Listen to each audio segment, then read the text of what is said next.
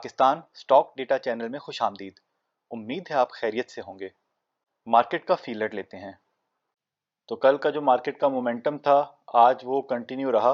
हालांकि आज भी कई लोग कहते रहे ब्रोकर्स वगैरह के ओवरबॉट है, मार्केट ओवरबॉट है, लेकिन अभी वो चलता रहा। कुछ शेयर्स ऊपर गए लेकिन ज्यादा वहीं पे मतलब सारा मिल मिला के थोड़ा थोड़ा करके ऊपर नीचे होते रहे और तकरीबन 350 पॉइंट्स मार्केट ऊपर रही। तो अब अगले हफ्ते में जो पॉलिटिकल सिनेरियो चलेगा उसके मुताबिक जो है मार्केट परफॉर्म कर सकती है। और देखें जो हम पॉलिटिक्स को हम स्टॉक मार्केट से थोड़ा लिंक करके बात करते हैं वो फैक्ट्स पर बेस है और उसकी हमने बताया भी है, कई दफ़ा इस बारे में डिस्कस किया है। फिर भी कुछ लोग समझना शुरू हो जाते हैं कि हम पॉलिटिकली मोटिवेटेड कोई कमेंट दे रहे हैं। भाई हमने पैसा कमाना है, स्टॉक मार्केट है और जो भी पॉलिटिकल पार्टी का इसके साथ लेना देना हमें महसूस होगा हम उस पर बात करेंगे। तो आप लोग भी अपना जो है ना सोचे समझे बगैर जजमेंट ना पास किया करें, सिर्फ एनालिसिस सुना करें और अगर पसंद नहीं आता तो आप ना सुना करें। बिला वजह के एतराज हम 1000 दफा कहते हैं कि ना किया करें, ये अच्छी बात नहीं होती। तो आप एनालिसिस सुने, अगर पसंद आता है, नहीं पसंद आता तो आप ना देखें चैनल, कोई मसला नहीं है। और इस तरह अगर चलता रहा तो फिर हो सकता है हम इरेलीवेंट कमेंट्स को जवाब देना ही छोड़ दें। आज फिर बहुत सारी कंपनियों ने बोर्ड मीटिंग्स अनाउंस की। MALI, GRR, DCR, BGL, ILP, CPHL, RUBY, MDTL, SHCI, PACE, KOHP, NSRM, KOIL, AWTX, SSML, HUSI, PAEL, MQTM, SNAI, FML, Unity, DSIL, SHFA, SCARL, हम network, KOHC, ARCTM, QUET, JATM, ZAHID, Airlink, DMXT, AATM, Treat, GVGL, SURC, GHGL, CRTM, CTM, HATM, GCIL, GGGL, CJPL, KTML, BNL, ASTL, FECTC, DSML, SSOM, TGL, थल, SRVI, रेडको, ANL, Mughal, GAL, DGKC, NATM, ARPL, TMCO, TRG, THCCL, COLG, KCL, GHNI, LEUL, LUCK। आगे बढ़ने से पहले बताते चलें हम कोई bye cell call नहीं देते, सिर्फ फंडामेंटल एनालिसिस करते हैं। फैसला सबने खुद करना है क्योंकि मुनाफे में मौज अपनी अपनी और नुकसान में दौड़ अपनी अपनी। सर्किट ब्रेकर्स देखते हैं तो फिर बहुत सारी कंपनियों को गैर ज़रूरी अपर कैप्स, बहरहाल चलते रहें। PSMC अभी भी चल रहा है, साजियों को फिर लग गया, हमारा इसमें कोई नहीं और कोई टेंशन नहीं। लोअर कैप में भी कोई खास नहीं। ईफर्ट को देखें तो ये थोड़ा ऊपर निकल गया है, ये वो उसको रिजल्ट के बाद 88 पर लेके गए, फिर उसको 87 तक ले आए थे और फिर वहां से एकदम आज फिर मूव बन के ऊपर निकल गया है। तो अब यहाँ से ये ऊपर जा सकता है और ऊपर, क्योंकि आप ये समझ लें कि ये टेक्निकली लोग जो कहते हैं वो बात कर रहे हैं। हम वैसे तो हम उसको इतना फॉलो नहीं करते फिर भी, लेकिन टेक्निकली लोग ये कहते हैं कि भाई जब इस तरह रिजल्ट आने के बाद जब उसका एक लेवल पे जाके शेयर वहां से नीचे आता है तो फिर वो लेवल ब्रेक करे तो फिर वो थोड़ा सा ऊपर जाता है। तो ये टेक्निकल लोगों की जबान है, उस हिसाब से हो सकता है ये एक्स होने तक थोड़ा सा ऊपर जाए। लेकिन पॉइंट ये कि हम तो लॉन्ग टर्म के पॉइंट ऑफ व्यू से वैसे ही इन्वेस्टमेंट कर रहे होते हैं और उस हिसाब से तो हमने पहले ही बता दिया था कि 87 88 पे इसका रेट बहुत ज़बरदस्त है, एक दो दिन पहले जब हमने एनालिसिस किया था। तो उस हिसाब से हम बाय सेल इसमें ट्रेडिंग इतना ज़्यादा रिकमेंड नहीं करते, इसमें इन्वेस्टमेंट ही बेहतर है। हाँ, यहाँ से अगर ये कोई 99-100 तक चला गए तो वहां पे आप जाके फिर, क्योंकि 10-12% यहाँ से भी और ऊपर चला जाएगा तो वहां पे जाके आप सोच सकते हैं कि फिर इसमें से आप थोड़ा सा एग्जिट कर लें, क्योंकि इतना ऊपर जाके फिर वो नीचे भी आ सकता है, बट यू नेवर नो। इसी तरह आज हब भी जो है काफी ऊपर निकल गया है। हमने हब के बारे में थोड़ा सोचा हुआ था कि नीचे आएगा तो लेंगे, लेकिन ये ऊपर ही ऊपर निकलता जा रहा है और आज इसमें एकदम बहुत बाइंग आई है। पता नहीं क्या हुआ, इसमें कोई न्यूज़ थी या क्या था, कोई हमें आइडिया नहीं है, लेकिन एकदम इसमें बाइंग आई थी और हम देख रहे थे। और पावर सेक्टर के किसी कंपनी में कोई खास इस तरह नहीं मूव बनी थी, सिर्फ इसमें बनी है। या तो होना कि पावर सर्कुलर डेट पेमेंट की कोई खबर आई हो, लेकिन इसमें बस मूव बनी है। और आज कोई टेक्निकल एनालिस्ट कह रहा था कि इसमें ब्रेकआउट लग गया है।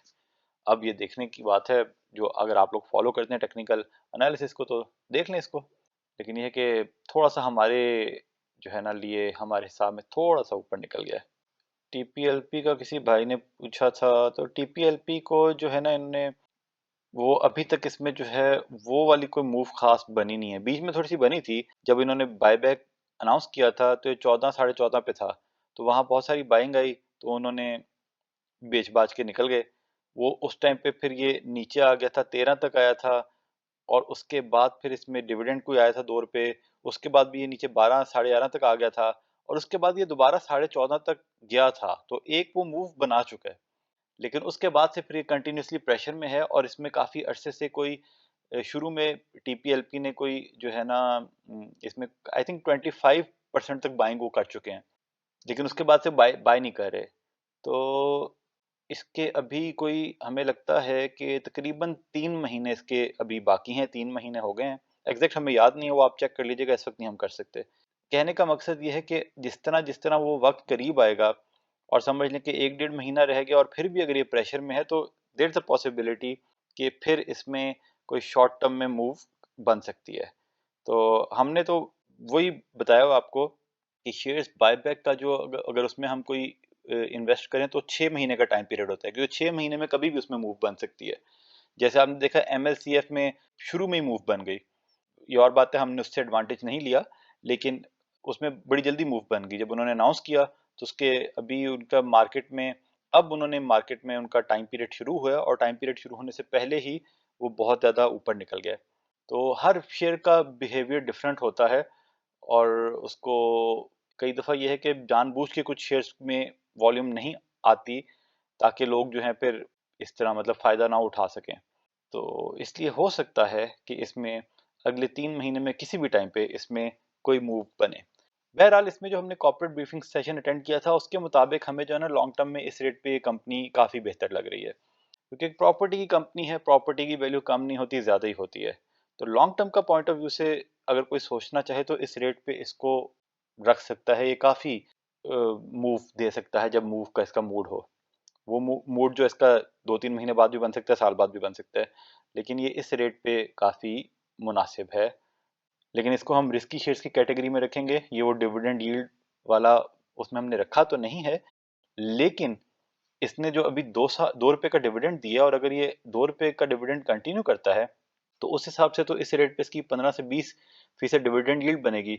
और अगर लेकिन पता कोई नहीं कि कंटिन्यू करे, क्योंकि आई थिंक वो शायद ये ज़्यादा बोनस पे तवज्जो देते थे, लेकिन डिविडेंड को पहली दफ़ा ही दिया, या शायद एक दफ़ा पहले भी दिया हो।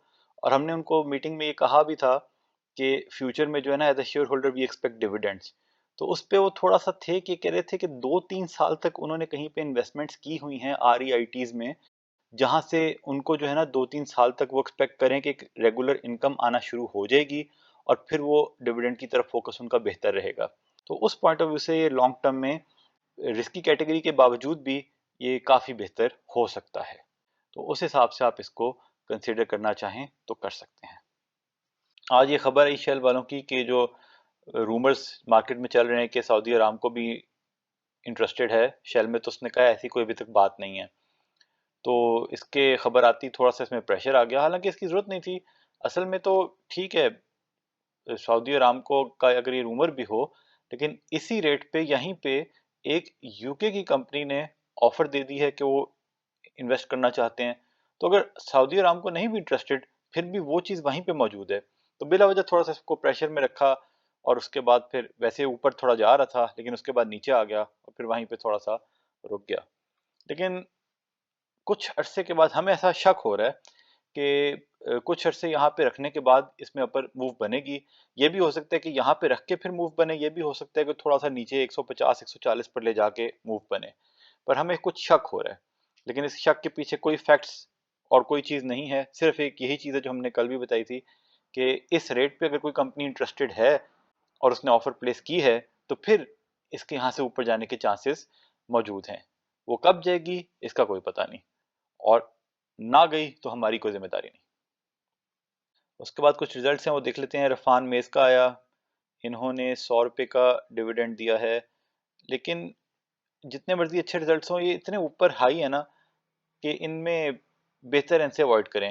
ये और बात है, कभी कभी इनकी शेयर की प्राइस बहुत ऊपर चली जाती है क्योंकि इनका फ्री फ्लोट बहुत कम है, लेकिन ये बहुत बड़ा रिस्क ही है, इसलिए बेहतर है कि इनसे अवॉइड किया जाए। फिर कोई दीन ग्रुप है, इसका क्या आया है, दीन टेक्सटाइल मिल्स काफ़ी लॉसेस में है, छोड़ दें। मेक्टर, मेक्टर भी फारिग। अच्छा जी, ये है मिफ्ता इस्माइल साहब, ये आया जी, कुछ नहीं कुछ नहीं। रिजल्ट तो बेहतर हुआ, लेकिन ये भी बहुत हाई है ये शेयर, तो उस हिसाब से अवॉइड करना बेहतर है।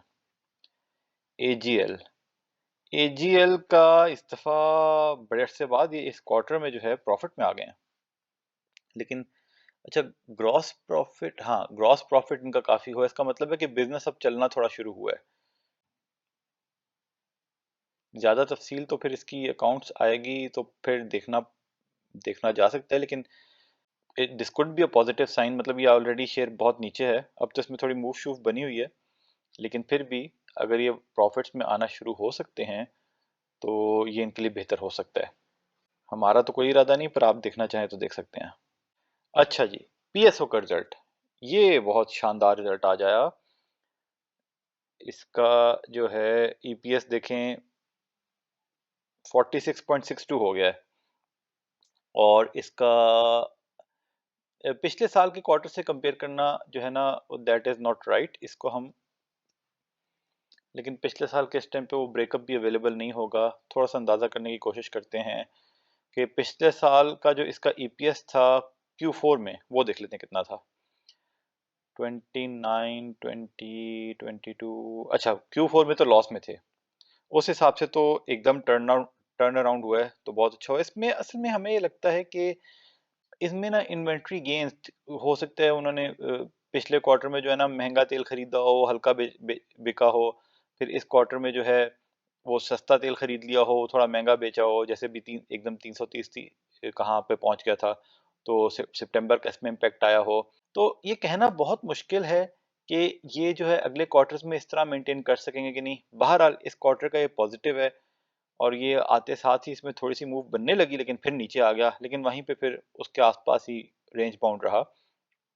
लेकिन ये जो है ना, आप अपने ब्रोकर से इसमें जो है ना डिस्कस करके देखें। ब्रोकर्स के पास कई दफ़ा वर्किंग्स होती हैं कि क्या वो अगले आने वाले क्वार्टर्स में भी इसके आसपास ईपीएस एक्सपेक्ट कर रहे हैं कि नहीं। अगर तो कर रहे हैं तो फिर आप इसमें जो है आप इसको रिकंसिडर कर सकते हैं। हमारी तो इससे कोई ख़ास उम्मीदें नहीं थी इस क्वार्टर से, क्योंकि हम तो ज़्यादातर फोरकास्ट पिछले क्वार्टर्स का मिला मिलू के कर रहे होते हैं, लेकिन उस हिसाब से रिजल्ट इसका काफ़ी बेहतर आया है, और इस रेट पे आप इसको बिल्कुल कंसीडर कर सकते हैं, क्योंकि अगर वो जब वो सर्कुलर डेट वाला मसला, गैस वाला मसला आज कल कभी जब हल होगा, तो बहुत सारे एनालिस्ट का ख्याल है, ब्रोकर्स का ख्याल है कि सबसे ज़्यादा बेनिफिट उससे पीएसओ को होगा, क्योंकि एसएनजीपी जब वो पेमेंट्स रिलीज़ करेगा पीएसओ को देगा, तो इसका जो है ये अपने लोन्स भी उससे उतार सकेगा, और इसके पास कैश फ्लो बेहतर होगी कि ये डिविडेंड बेहतर कर सकेगा। तो उस हिसाब से ये है कि आप अपने ब्रोकर से चेक करें कि ये जो ईपीएस आई है, मतलब कितना ये कंटिन्यू हो सकती है अगले क्वार्टर्स में, या अगले क्वार्टर्स में कितना ये पॉजिटिव रह सकता है, और उस हिसाब से आप इसमें करना चाहें तो कर सकें। लेकिन जो डेटा इसका अवेलेबल है, वो जिस तरह वेरिएबल इसका हर क्वार्टर में रिजल्ट आता है, बहुत मुश्किल है इसका एनालिसिस करना कि ये अगले क्वार्टर्स में इसका क्या होगा। लेकिन फिर भी ये रिजल्ट बड़ा पॉजिटिव है, और अगले क्वार्टर के रिजल्ट आने से पहले पहले ये यहाँ से पॉजिटिव और जा सकता है, इरिस्पेक्टिव के वो रिजल्ट कैसा है। ज़रूरी नहीं है कि कल से ही जाना शुरू हो जाए, जा भी सकता है, लेकिन ये भी हो सकता है कि कुछ दिन इसको प्रेशर में रखा जाए, जो है ताकि लोग ये समझे कि भाई इसका कोई फ़ायदा नहीं होगा, लोग निकलें और फिर इसको एकदम मूव बनाएं। तो लेकिन ये कि रिजल्ट अच्छा आया है, और सिर्फ ये देखें ना, ग्रॉस प्रॉफिट में ही बहुत बेहतरी आई है। तो लेकिन अगेन वही बात है कि अगर वो डॉलर की मूवमेंट से उसका ताल्लुक है, तो फिर वो ज़रूरी नहीं कि अगली दफ़ा रहे। तो ये था जी आज का सेशन। ये सारा डेटा हमने पीएसएक्स की साइट से लिया, आप खुद वैलिडेट करें, फिर अपना फैसला करें। याद दहानी करवा दें कि बाय सेल कॉल नहीं थी, वजह पहले बता चुके। तज्जिया पसंद आया तो शेयर, लाइक, सब्सक्राइब करें, बेल आइकॉन पे क्लिक करें, और पसंद नहीं आया तो डिसलाइक कर सकते हैं, लेकिन बेहतर यही है गैर ज़रूरी और मनफी कमेंट से गुरेज किया जाए। खुश रहें और अपने अमल पे तवज्जो दें। अल्लाह के हवाले।